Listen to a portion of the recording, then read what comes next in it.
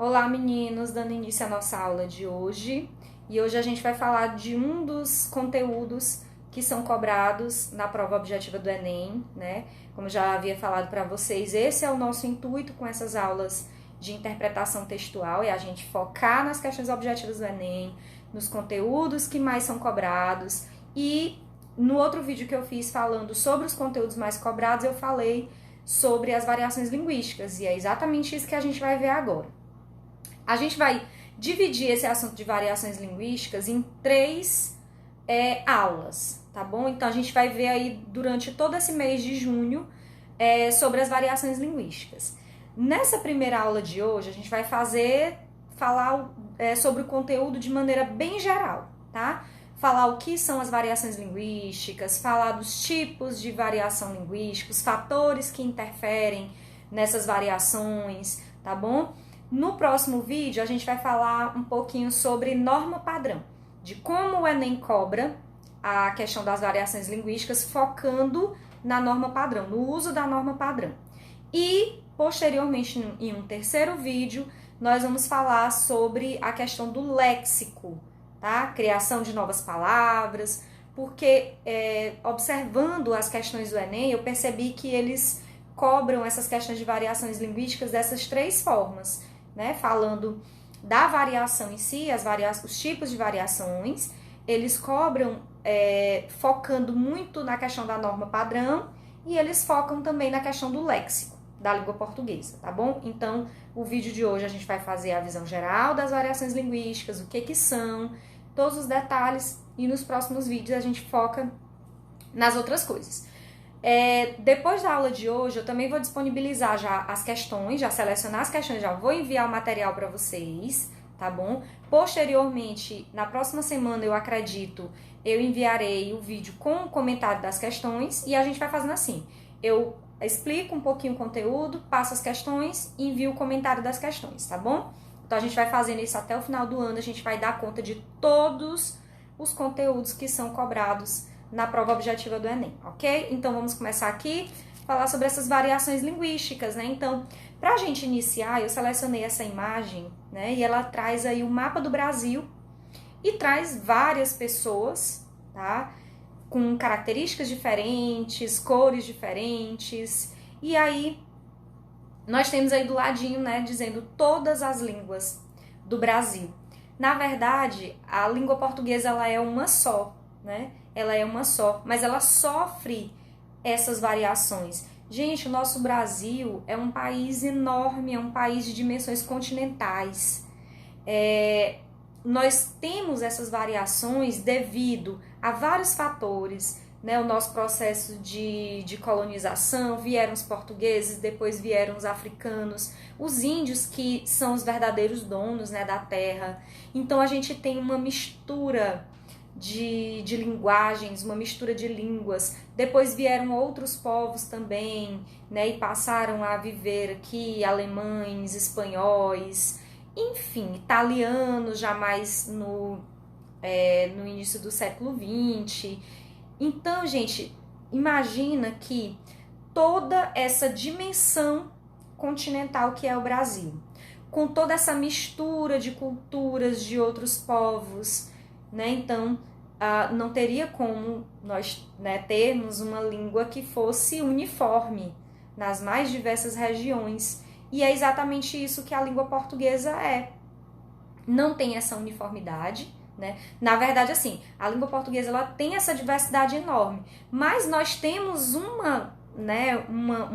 digamos assim, uma partezinha da língua que é uniforme, que é exatamente o que a gente chama de norma padrão.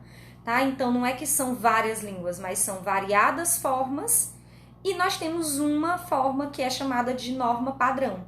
Tudo aquilo que não está dentro da norma padrão, que foge da norma padrão, são as variações da língua portuguesa, tá bom? Então, é mais ou menos isso. Então, olha só, gente, essa segunda imagem, ela mostra também muito, né, da variação que a língua portuguesa sofre dentro aqui do Brasil. Então, a gente tem várias interjeições aí, bate, sou, uai, ox, oxente, que são formas, né, são interjeições, são formas de expressão de sentimentos, de sensações, enfim, e que são formas utilizadas aí nas mais diversas regiões.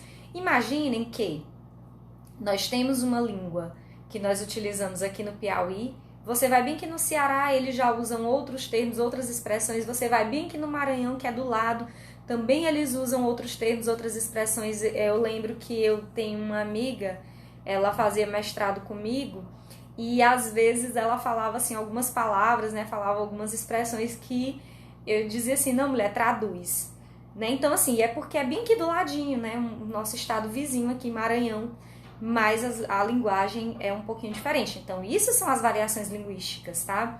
Então, palavras que nós utilizamos aqui, se você chegar na região sul, eles já usam outros termos para denominar a mesma coisa, né? E assim por diante. Então, por exemplo, a gente tem aqui a palavra din-din, né? Todo mundo sabe o que é um din-din. Se você chegar em outra região, essa coisa, esse produto aí, esse alimento, ele já vai ser denominado de uma outra forma, é sacolé, geladinho, enfim. Então, é exatamente isso que é a variação linguística. Então, dependendo da região, dependendo do lugar, nós temos uma determinada linguagem né, que é bem específica, que é bem própria de cada região, tá bom?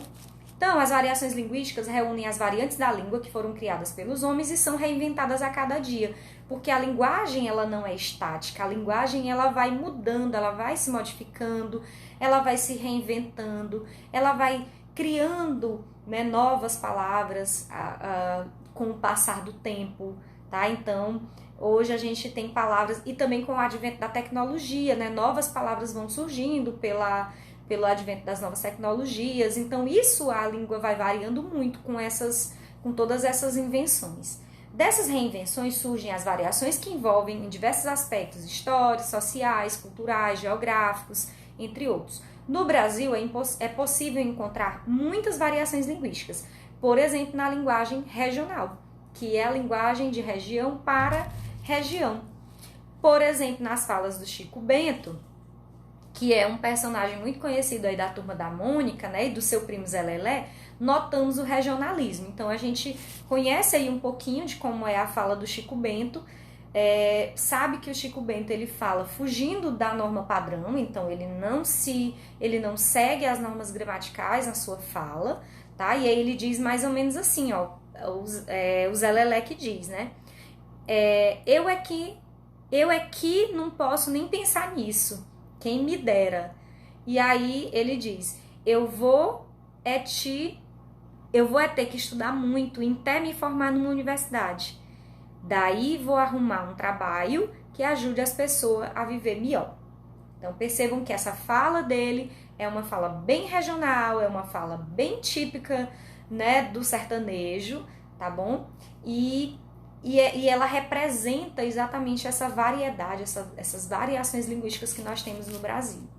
Então, exemplos de tipos de variações linguísticas, né? Há diversos tipos de variações linguísticas, segundo o campo de atuação.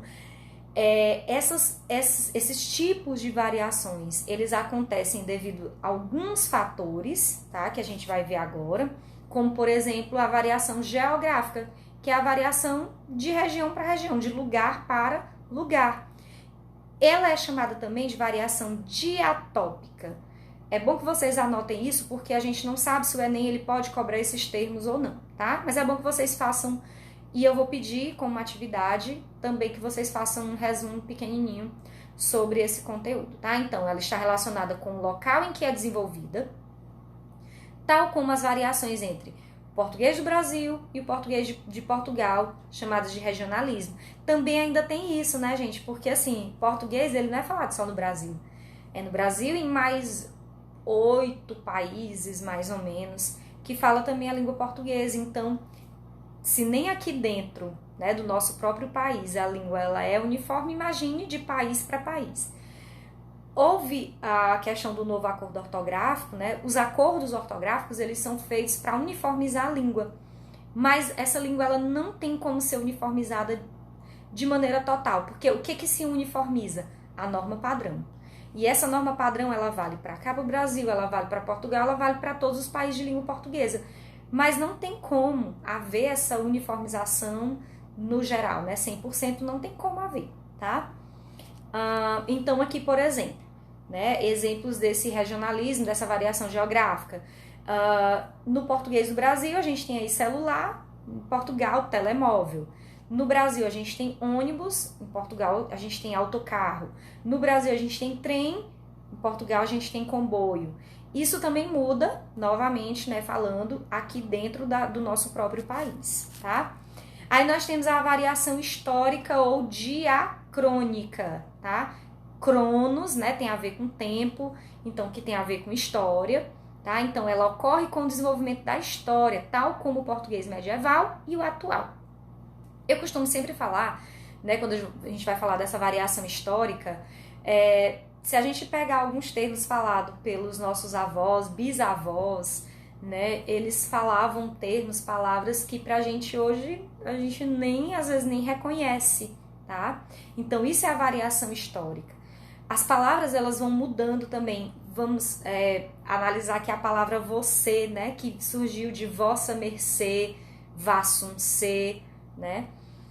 Até chegar em você, hoje a gente escreve nas redes sociais VC. Tô com medo dessa palavra sumir daqui um tempo, né? Mas não vai sumir não, com fé em Deus. Então aqui, por exemplo, tem um rapaz na praia, né? Um surfista e outro cara de terno também com uma prancha aí na mão. E ele diz assim, veja que belos movimentos elípticos fazem essas ondas, meu caro amigo. Pegá-las-emos nesse instante ou mais tardiamente. Olha quando ele diz aí, pegá-las-emos. Isso aí a gente vai falar na gramática, lá mais para o próximo semestre, que é a questão da colocação pronominal. É o que a gente chama de uso da mesóclise, que não é mais tão utilizada assim no nosso português atual, né? Essa questão da mesóclise é utilizada mais em textos mais formais e nem assim é utilizado tanto a mesóclise. Então, pegá-las-emos, né? A gente diz pegaremos elas, tá? Que não está de acordo com a norma padrão, mas enfim. Então, essa variação histórica, ela acontece exatamente pela mudança, né, com o passar do tempo. As palavras, os termos vão mudando. Variação social ou diastrática. É percebida segundo os grupos ou classes sociais envolvidos, tal como uma conversa entre um orador jurídico e um morador de rua. Exemplo desse tipo de variação são os socioletos.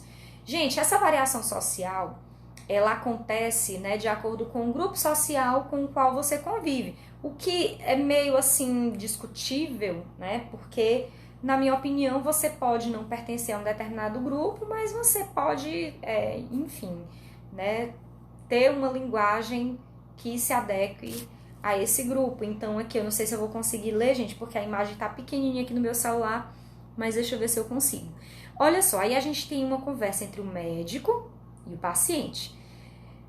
Os médicos têm um linguajar próprio, né, que é próprio lá da área da saúde, da medicina. Os professores também, por exemplo, eu sou professora da área de linguagem. Nós temos termos que são próprios, né, da linguística, da literatura, que as outras pessoas não conhecem tanto, né? Se você pegar uma pessoa da área militar, meu esposo, por exemplo, é militar, e ele fala também alguns termos aqui que são próprios da área militar. Então, é assim que acontece essa variação social. E aí o médico diz, de acordo com o laudo, você está com processo de... Ai, gente, me ajudem. Não sei o quê, resultante de lesão inflamatória e necrose subcutânea. Então, ele usa esses termos técnicos para dizer o que o paciente tem, mas aí a gente percebe a expressão facial aí do paciente e vê que ele não está entendendo bulhufas, né? E ele diz, meu Deus, doutor, e quanto tempo eu tenho de vida? Aí ele diz, não se preocupe, é só um furúnculo. Então, olha o termo técnico que ele usou para dizer que o cara tem só um furúnculo, tá? Então, isso é uma variação de cunho social. Variação situacional ou diafásica, isso ocorre de acordo com o contexto.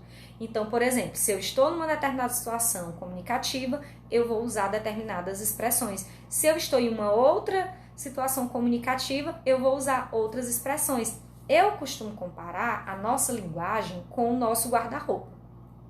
Então, por exemplo, a gente não vai à praia de terno e gravata.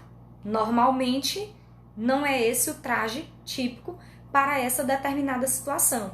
Assim como a gente não vai para um casamento ou uma festa de formatura de biquíni, de sunga, né, os homens, enfim. Por quê? Porque não é o traje adequado para a situação. A não ser que o casamento seja na praia, mas nem assim. Eu nunca vi nenhum casamento as pessoas, todo mundo de sunga ou de biquíni, de maiô, né? Então, a língua também é assim. De acordo com a situação, nós usamos uma determinada linguagem. Se eu estou numa situação mais formal, uso uma língua mais formal. Se eu estou numa situação informal, contexto mais do dia a dia, eu posso sim utilizar a linguagem mais informal. E isso a gente vai falar em um próximo vídeo, quando a gente for falar sobre... Aqui também eu vou falar um pouquinho mais à frente da adequação da linguagem, tá? A gente vai falar lá um pouquinho mais na frente de adequação da linguagem, eu falo mais sobre isso aqui. Então, as gírias são expressões populares utilizadas por determinados grupos sociais. Então, aqui, por exemplo, né, nome da gíria, levar cano. Todo mundo já ouviu essa expressão, levar o cano, né? O que significa levar um cano? Significado, ficar esperando em vão. E aí ele diz, para expressar, né, essa gíria aí de levar o cano, a gente tem essas 3 imagens em que ele mostra aí como é levar o cano, né? Então ele vai mostrando aí, não vou me ater muito à imagem para a gente não perder tempo. Então, aqui a gente fala um pouquinho sobre linguagem formal e informal, tá? Que tem a ver com os níveis de fala. Então, o que diz aí, ó? Quanto aos níveis de fala, podemos, vamos lá, considerar 2 padrões de linguagem, a linguagem formal e a linguagem informal. Certamente, quando falamos com certas pessoas próximas, utilizamos a linguagem dita coloquial. Então, por exemplo, eu estou aqui dentro da minha casa, eu estou lá na casa da minha mãe, estou conversando com os meus amigos próximos, com meus irmãos.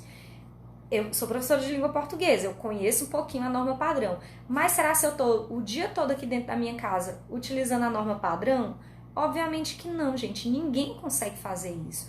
Por quê? Porque a situação é informal. Imagine se eu passasse o dia todo utilizando em todas as situações a norma padrão, eu estaria como um peixe fora da água, eu estaria fora daquele contexto ali, daquela situação comunicativa, certo? Agora, obviamente, eu estou aqui em uma aula expositiva com vocês. Claro que o grau aqui nem é formal assim ao máximo, né? Mas eu procuro manter um certo grau de formalidade na minha fala, tá bom? Sem usar muitas expressões como gírias ou alguma coisa do tipo, mas às vezes até falo com vocês também porque a gente já tem um grau de intimidade um pouquinho maior, eu já falo utilizando uma linguagem um pouco mais informal, tá?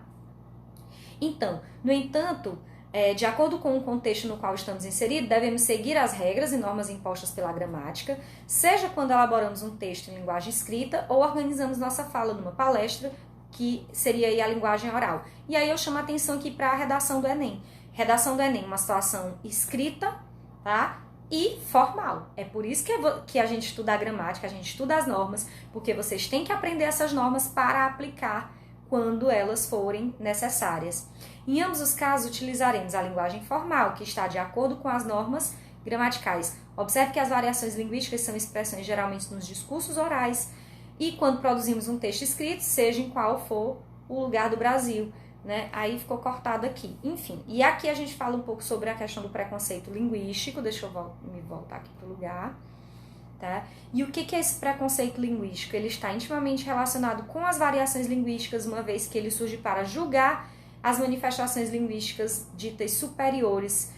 Para pensarmos nele, não precisamos ir muito longe, pois em nosso país, embora o mesmo idioma seja falado em todas as regiões, cada uma possui suas peculiaridades, que envolvem diversos aspectos históricos e culturais. Sendo assim, a maneira de falar do norte é muito diferente da falada no sul do país. Isso ocorre porque nos atos comunicativos os falantes da língua vão determinando expressões, sotaques, entonações de acordo com as necessidades linguísticas, de tal modo que o preconceito linguístico surge no tom de deboche, sendo a variação apontada de maneira pejorativa e estigmatizada.